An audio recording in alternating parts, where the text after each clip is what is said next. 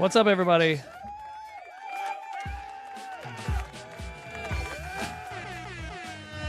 What is happening, everybody? How's everybody doing today? We are back, the Longevity Game Podcast, Season 2, Episode 2.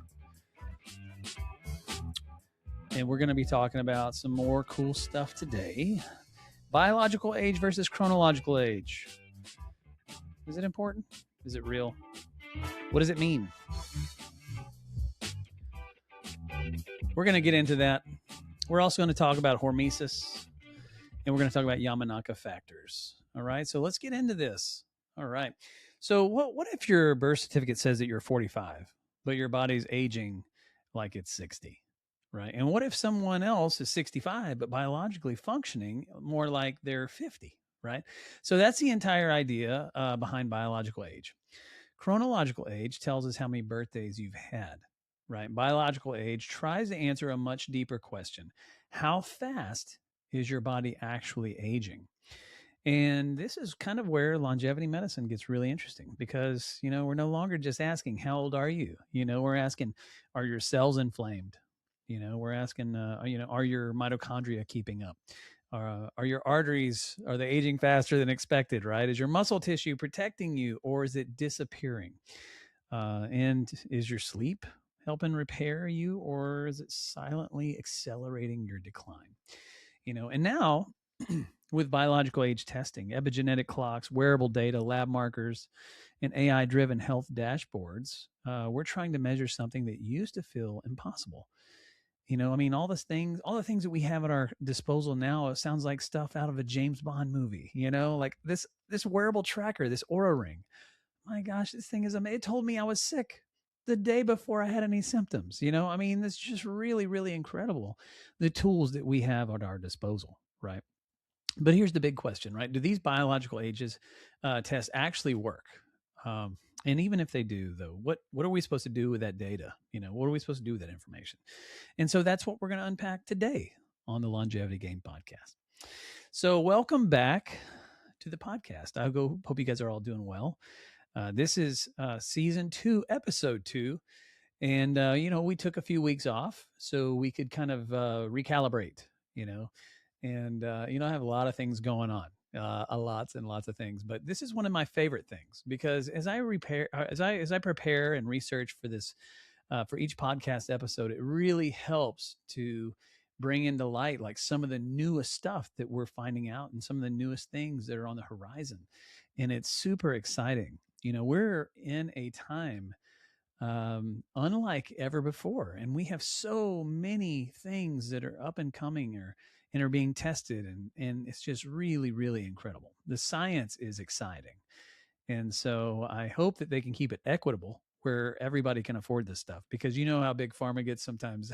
Yeah, I don't have to tell you, right? But they were selling EpiPens for $1,000.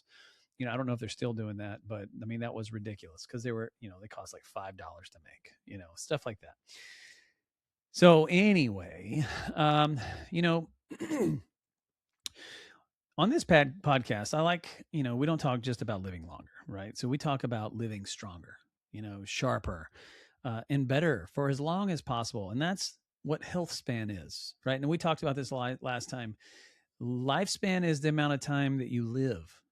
And health span is the amount of time that you live well, and so we're going to, just add to all that, just this information that just keeps piling up. And if you can get just one or two things from this episode today, then you're light years ahead of everybody else, because most people aren't thinking about these things, So I'm Michael. I'm the founder of Next Level TRT, and we're a longevity and performance medicine practice, and we help high level men and women achieve the just extending their prime. We achieve optimal health. That's what we push for. So that you can do those things that I just mentioned. And so anyway, today we're going to cover some of the most fascinating topics in longevity medicine right now, biological age versus chronological age. And we're also going to dive deeper into two powerful concepts: Yamanaka factors, which are a part of the cutting edge science of cellular reprogramming. And then we're going to talk about hormesis, which is kind of like the idea of controlled stress. When applied correctly, can make your body become more resilient And so it's kind of figuring out how much stress that one should apply, right? And we'll talk about that. So by the end of this episode, hopefully you'll understand what biological age is, how biological age testing works, where these tests are useful, where they may be overhyped, because there's a lot of overhypeness on the web, right? A lot of people like to take a little bit of information and run with it, and so we're going to talk about the truths, and the data that's really out there. We're going to talk about what Yamanaka factors are, why hormesis matters, and how to apply this information in the real world and in your life. All right. So let's start with chronological age versus biological age. Okay. I think we should start with the basics first, right? So chronological age is simple. It's the number of years you've been alive. And you may have heard me saying this in the past. Your chronological age is the number of candles on your birthday cake, right? And so if you were born 50 years ago, you're chronologically 50. All right, that part's really easy. Now, biological age is a little different. Biological age is an attempt to measure how old your body seems based on the condition of your cells, your tissues, your organs, your metabolism, your immune system, and just really your overall physiology, right? And so two people can both be 50 years old chronologically, but they may not be aging at the same rate, right? One person may have like excellent muscle mass, right? They may have good insulin sensitivity, low inflammation.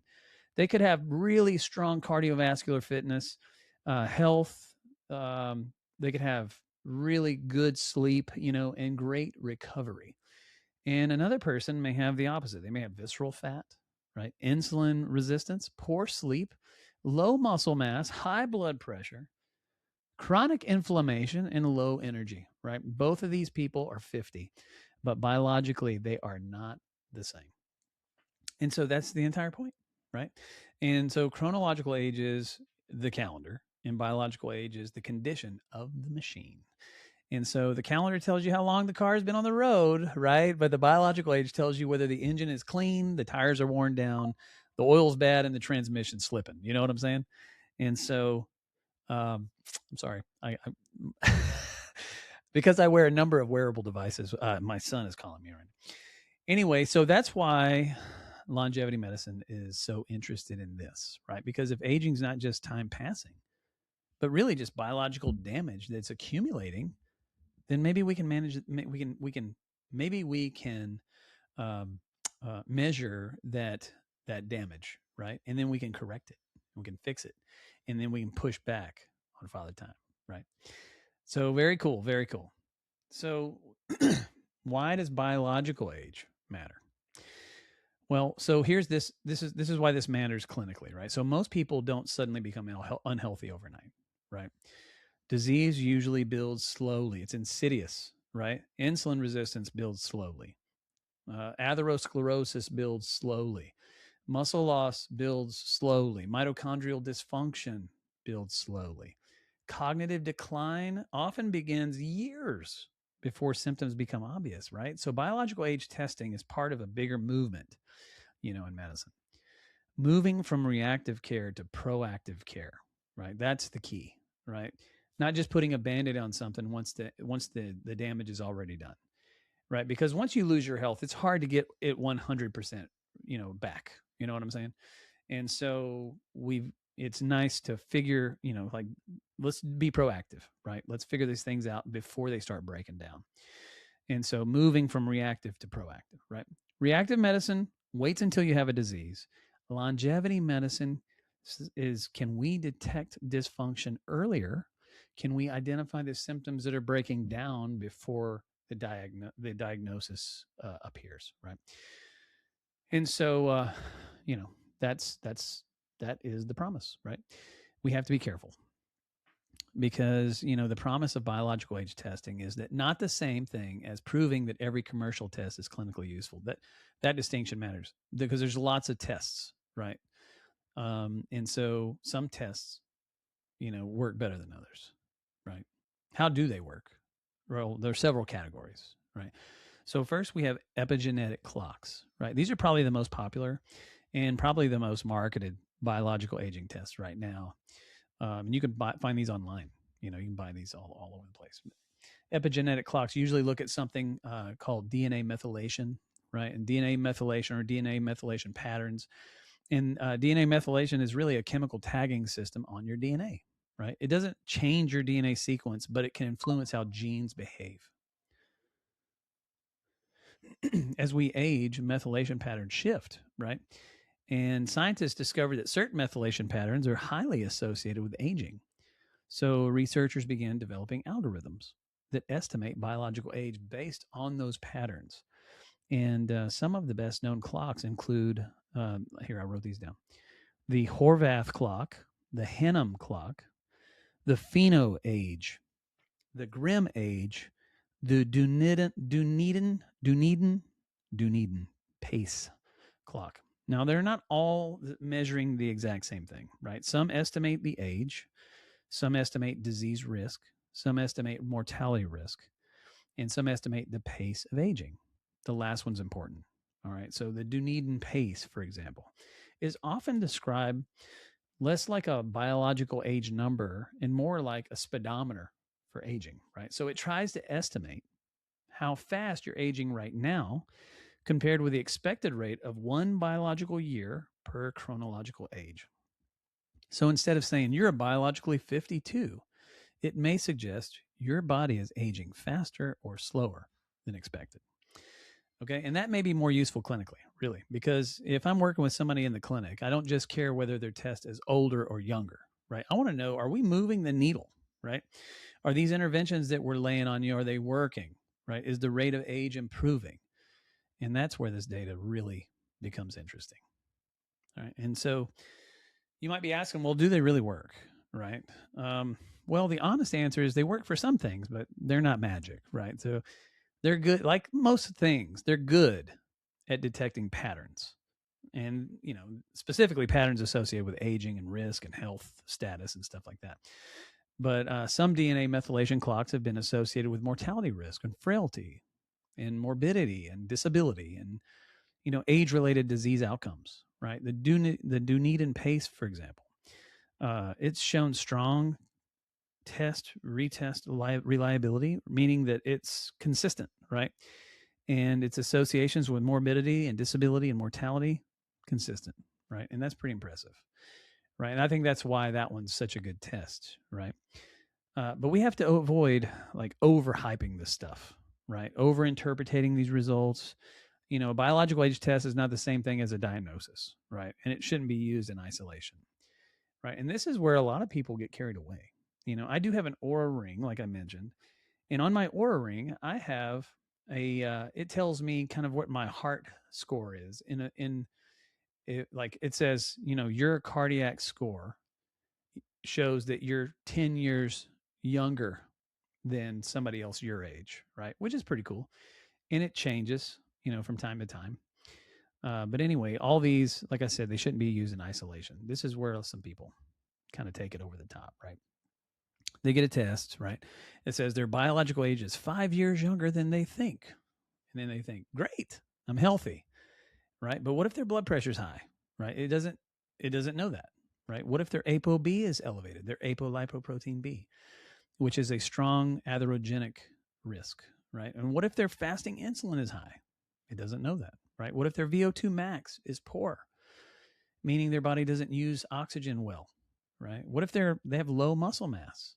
What if their sleep, is awful, right? All these things aren't added into the equation, right? So a biological age test should never replace clinical judgment. And so, it should be just one layer of data, right? I like to think of it as a dashboard, right? Your car dashboard has multiple indicators, right? Speed, fuel, oil pressure, check engine light, the tire pressure, that kind of thing, right? You would never ever judge the condition of your vehicle based on one number, one of those things showing up, right? And with your body, it's the same, right? Biological age testing can be useful, but it has to be interpreted alongside labs and body composition and VO2 max, blood pressure, waist circumference, sleep, HRV, strength, medication history, family history, social history, like all those things mean something. Those are super important. And you have to put those in there. You have to tally those along with everything.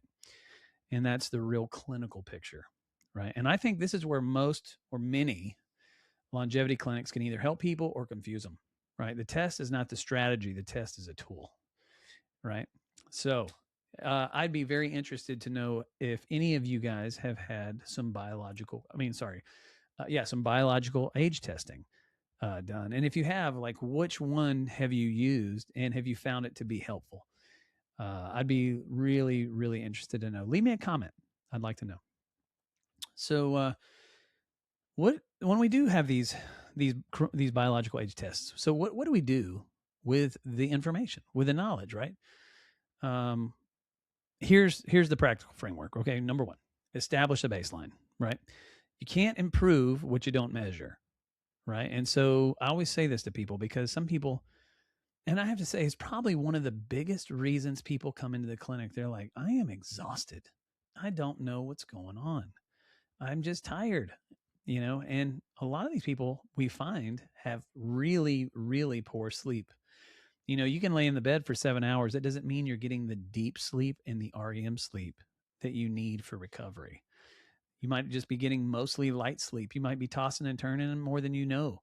And you wake up feeling exhausted all the time. And then you establish this sleep debt, right? All these hours your body's missing of deep and that deep restorative sleep, right?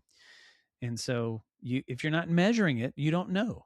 And I always tell people, if you get something like an Oura Ring or some type of tracker that helps you track your sleep at least, then you'll really find out if you're getting good sleep or not, right?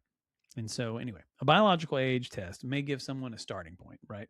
But I'd also pair it with this, a full cardiometabolic panel, with a fasting insulin, an A1C, an ApoB, an LP(a) when appropriate, high sensitive C-reactive protein, CRP, thyroid markers, sex hormones, liver and kidney function, which is in a CMP, a body composition scan, VO2 max or cardio fitness testing, sleep and recovery metrics, and yeah, I think that's about it. Because aging isn't just one thing, right? Aging is a network of systems gradually losing resilience, right? And that's why all these things matter, right? And then number two, you need to identify the weakest link, right? For one person, the biggest driver may be visceral fat, right? For another, it may be low muscle mass, right? For another, poor sleep. For others, maybe uncontrolled stress, for another person, suboptimal hormones, right? Maybe their thyroid or their testosterone or their menopausal, hormone changes. Those are big. Somebody else could have insulin resistance, right? This is why a cookie cutter longevity advice fails every time, right? The right intervention depends on the person, okay? And then number three, intervene, right? And this is where the basics still win, right? Exercise. Make sure you're getting plenty of protein in your diet, right? Get plenty of sleep. Control your weight, metabolic optimization, hormone evaluation, also when clinically appropriate and relevant, right? Reducing alcohol, improving micronutrient status, improving your cardiovascular fitness, all these things. There's no biological age test that makes up for not doing the fundamentals, right? And so number four, retest intelligently, okay? I don't think that people need to obsessively test a biological age every month, right? That can become neurotic, right? It's just probably not a good idea. But retesting every 6 to 12 months, that's not a bad idea. And it may be useful if you're using it as part of a structured interventional plan for you, right?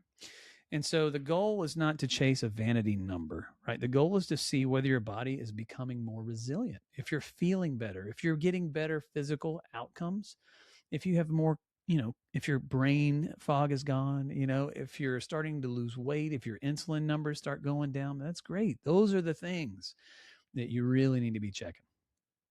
So anyway, that is biological age versus chronological age and biological age testing. I hope that you guys found that interesting, and hopefully you can get a little bit of value out of that. All right, let's switch gears. Let's talk about something really cool called the Yamanaka factors. And it's, if you haven't heard of the Yamanaka factors, it's pretty impressive. It's pretty cool. I feel like it's one of the most exciting and most really misunderstood areas of longevity science, right? So, Yamanaka factors. This is where things get kind of futuristic, right? Yamanaka factors are a group of transcription factors originally identified by Dr. Shinya Yamanaka. I think he won a Nobel Prize for this. They're commonly referred to OCT4, OCT4, SOX2, SOX2, KLF4, and little c-MYC, MYC. And together, these are often abbreviated OSKM, right? So that's a good way to remember those four. So these factors were shown to actually reprogram adult cells back into induced pluripotent stem cells, right? Which is wild.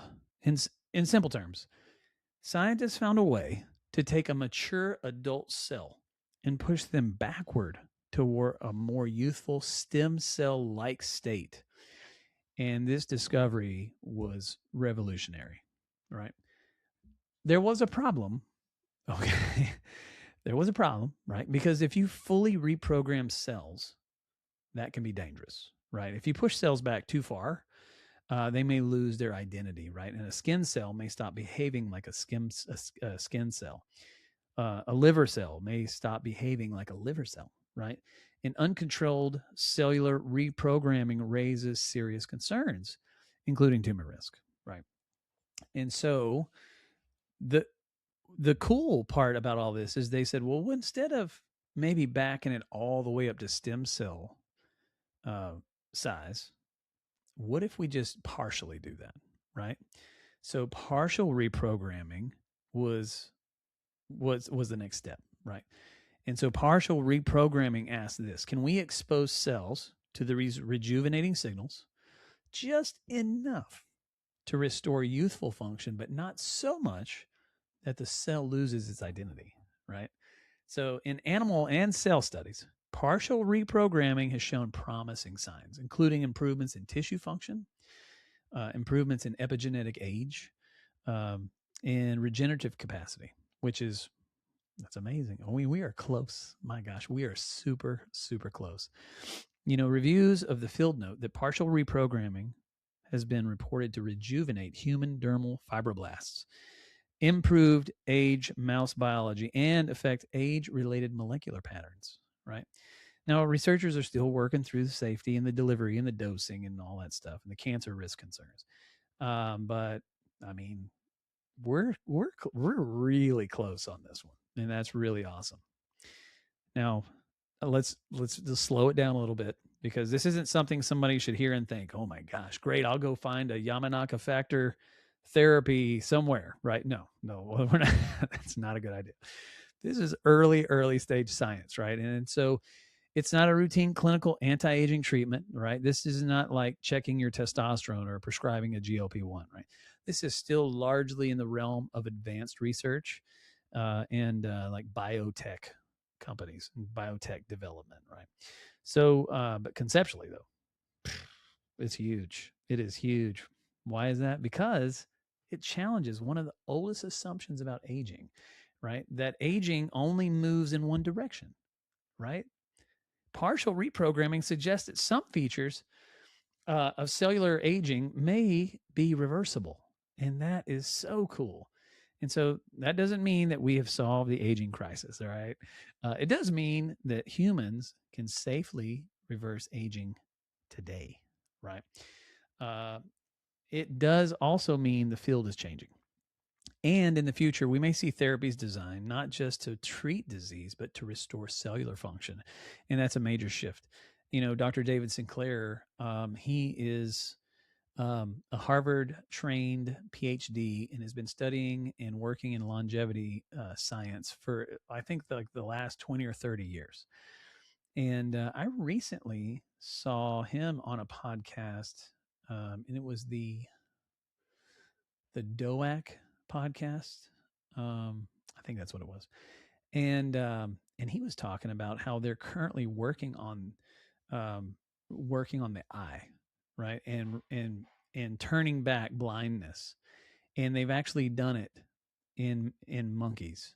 And so they're now about to move forward in human trials if they haven't already started. And in monkeys, in chimps, they have reversed age-related blindness. It's got every single time it works, right? And if they can do it in monkeys, I don't know why they can't do it in humans. You know, I mean, we're very close. And then once they get that dialed in, then they move on to something else. Maybe it's the liver, maybe it's the kidneys, maybe it's the lungs, you know, just reversing it, you know. And then once we really get that dialed in, that's solved, you know. So I don't want to get too excited about it, but man, things are moving quickly and it's really, really exciting.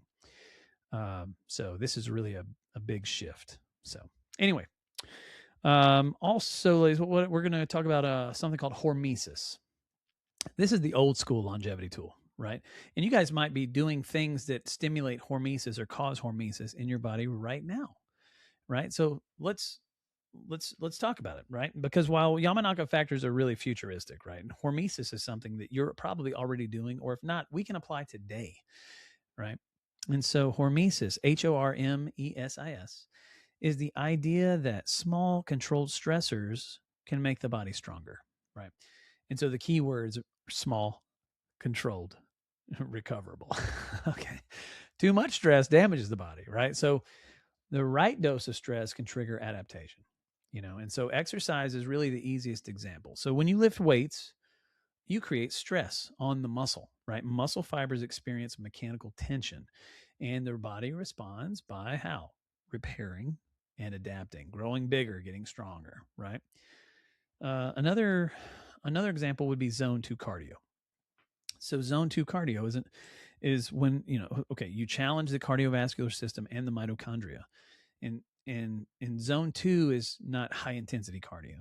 And we've talked about zone 2 a lot here. But zone 2 is whenever you're performing a cardiovascular exercise like climbing the stairs or maybe walking on the treadmill at maybe a 5 incline at 3.5 miles or 3.5, right?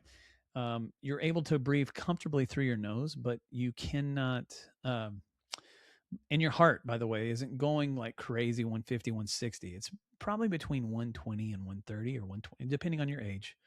120 to 140 or 120 to 130. I've seen 110 to 130. And so your body will preferentially pull from fat in zone 2. And that's zone 2 cardio. And so if you want to actually know how to calculate your zone 2, I'll tell you. Take your age, whatever your age is. I'm 49, right? So I'll take my age and I'll subtract my age from the number 220. And then whatever that number is, I multiply that by two different numbers because we're going to get a range, right? So we'll multiply that by 0.6 and then we'll 220 minus your age and then multiply that number again by 0.8. And that is your range for zone 2 cardio. Anyway, so in zone 2 cardio, the body responds, you know, by improving oxygen delivery, mitochondrial efficiency, and metabolic flexibility. It's really great. Zone 2 cardio is really great. Another example of hormesis is maybe heat exposure. I like think about a sauna, right? Like sauna exposure can activate heat shock proteins and other protective properties. And repeated sauna use is often discussed as a hormetic stimulus that can support health span, right? Cold exposure like cryo, you know, or ice baths, you know, it's often discussed or used as an example for hormesis, although long-term human longevity data are still not as strong as the sauna, right? And they're definitely not as strong as the online hype that you get from, you know, like cold plunging, right? A 2024 review described cold water therapy as a possible mild stressor that may foster hormetic adaptations, but the authors also emphasized that the need for more rigorous evidence. And I have to say, like, I rather the sauna than the cold, right? I don't know. I just can't. I've tried it. It's too much. I can't even step in a cold shower, right, without just freaking out, you know. So I like the sauna idea though, because I can definitely hit up the sauna, and so that's a great way to cause hormesis, right? Calorie restriction can be hormetic, right? Certain plant compounds may even work partly by creating mild stress that activates cellular defense systems, right? But here's where people mess this up. They think that more stress equals more benefit, and that is not correct, right? Hormesis is it's dose dependent. I mean, too much stress overwhelms recovery, right? For example, exercise is good, overtraining is not good, right? Fasting can be useful, like time restricted feeding can be useful, but chronically undereating, you'll lose muscle, and that's not good, right? Cold exposure may be helpful. However, forcing ice baths when you're sleep deprived, and you're inflamed, and exhausted, it's probably not a good idea. Sauna could be beneficial, but dehydrating yourself and ignoring your blood pressure concerns, that's not optimization. So the clinical question is not, is hormesis good, right? The better question is what hormetic stressor is appropriate for this person at this time with their current recovery capacity. That's probably a better question. And so I think that's the missing piece, really. So anyway, we're pushing 30 minutes. There's still some things I wanted to talk about, but let's try to pull everything together. So biological age testing tells us that aging may be measurable, right? Yamanaka factors tell us that some aspects of cellular aging may eventually be modifiable at a deeper level, which I believe that that's close. Hormesis tells us that the body can become more resilient when exposed to the right kind and the right amount of stress. But still, the real world strategy is this: measure, interpret, intervene, retest, adjust. That's the game. All right. That's the longevity game. And the goal is not to become so obsessed with the biological age number that you're checking that thing every day, right? The goal is to improve the systems that determine how you age. Your muscle, your metabolism, your cardiovascular fitness, your hormones, your mitochondria, your sleep, your inflammation, your recovery, your resilience, right? And that is what biological age should help us to focus on. Not fear, not vanity, not gimmicks, but precision, right? So do biological age tests really work? Here's my answer. They're promising. They can be useful. They are improving rapidly. So, I mean, they're getting better the longer we have them. But they shouldn't be treated like the gospel, right? Okay, a biological age test it's not the final word in your health, right? It's a signal. And like any signal, it has to be interpreted in context. So if the test motivates somebody to build muscle, hey, that's awesome. If it helps them to improve sleep, lower visceral fat, improve insulin sensitivity, train their cardiovascular system, and take ownership of their health, man, then it can be super valuable, right? But if it just comes another number to chase, another marketing gimmick, or another way for people to panic about aging, then we've missed the point, right? Because the goal of longevity medicine is to not win a lab test. The goal is to build a body that remains strong, capable, sharp for as long as possible. And that's the longevity game, guys, and we're just getting started. All right, that was it. I hope this really, really helped. If this episode helped you understand biological age, share it with somebody who's interested in longevity, maybe a little overwhelmed by all the testing, the trends, and the hype. And if you're listening on Spotify, answer this week's poll. Would you want to know your biological age? Because for some people, that number is pretty motivating, right? For others, it may be a little intimidating. But either way, the real question is not just how old you are. The real question is how fast are you aging and what are you doing about it? If you have any questions or topics that you'd like us to cover, let us know. And remember, this podcast exists to educate, not sell. I'll see you on the next podcast, the Longevity Game Podcast. And thank you for joining me today. Stay intentional, stay informed, and as always, go long. If you have any questions, business inquiries, you'd like to sponsor an episode, or if you'd like to be a guest on the show, just send us an email. For questions or concerns about a topic or particular episode, hit us up at hello@thelongevitygamepodcast.com. If you're interested in being a guest on the show, email us at beaguest@thelongevitygamepodcast.com. If you're interested in supporting or sponsoring the show, send us a message at sponsors@thelongevitygamepodcast.com. All right, guys, thank you so much for being here. And as always, go long.